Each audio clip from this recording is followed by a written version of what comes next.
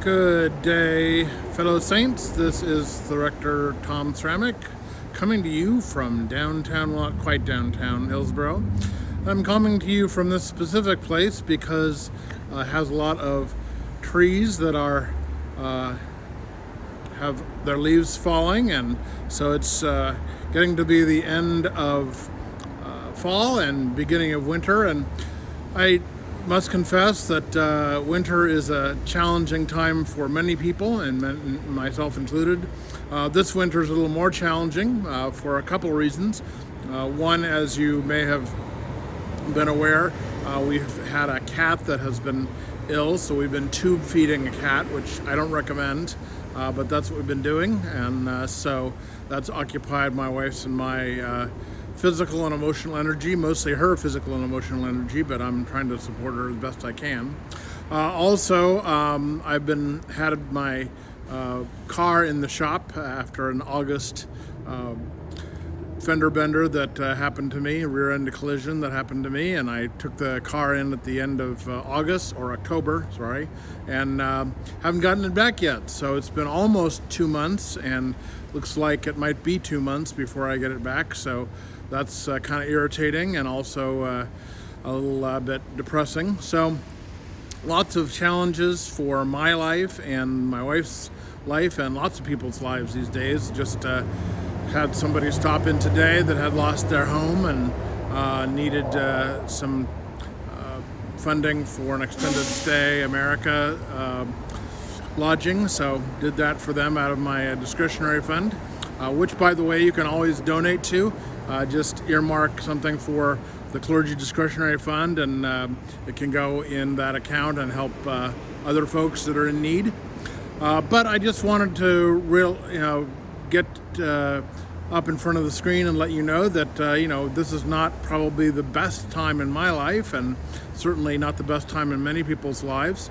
And being at winter, it's also a time that we grieve the departure of summer and look at the trees that seem dead, but that we know will live in the spring and summer again. So kind of a time of both bright lights with Christmas and other people celebrating Hanukkah and other holidays, but also this dark and gloomy time and difficult time for many. Our bishop actually has expressed that same sentiment, where the diocese is in the process of selling the bishop's close after 50 plus years of being there, and so many people are mourning the eventual closing and departure of our diocesan offices from that. But in the midst of that mourning and some grieving and things like that, we have much to celebrate.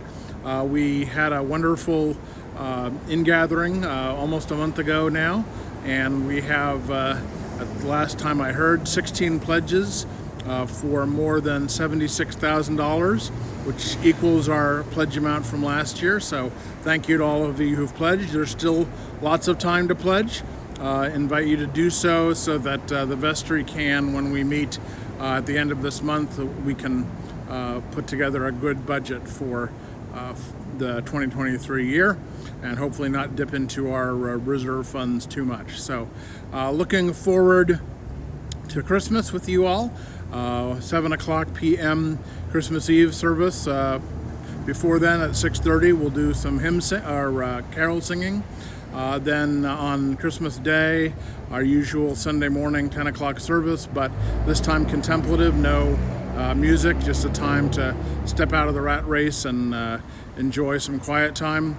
And then of course, we'll have the usual schedule for New Year's Day, for Sunday, January 1st, and that will be a celebration of the Feast of the Holy Name, so look forward to doing that. But I also wanted to remind you that in the midst of all of this gloom and doom, there's also a lot of beauty, and if you want to look behind me, there's beautiful trees and fallen leaves and things. So just a reminder to all of us that in the midst of challenging times, in the midst of some gloom and doom, economically, climate-wise, other things, that there is beauty as well. So look forward to seeing you all this coming Sunday to celebrate.